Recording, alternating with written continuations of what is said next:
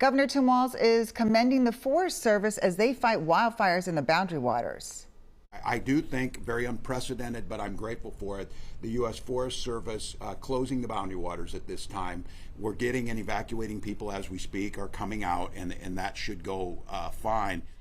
At 7 a.m. this morning, an immediate evacuation order was set for anyone within the Fernberg Road corridor, and that is a 15-mile stretch that extends east of Ely and includes the Northern Tier High Adventure Scout Camp. That status has been elevated to go, meaning residents should leave immediately. The Lake County Sheriff's Office says deputies will be going door to door. Joe Friedrichs, editor of Paddle and Portage magazine, spent yesterday in the Boundary Waters, and he tells our Derek James this most recent trip was very different from other trips.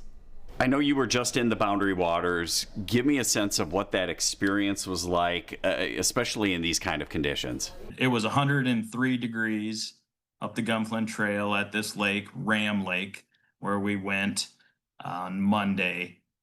So dry on the forest floor. I mean, it's a tinderbox. There were all these moths flying down around us. They're the spruce budworm moths, which are the reason most of these trees are dead around the Boundary Waters region. This spruce budworm outbreak that moved from St. Louis County, the Ely side, through Lake County, and now is in Cook County. This little lake where we were had whitecaps from the wind that was extreme on Monday.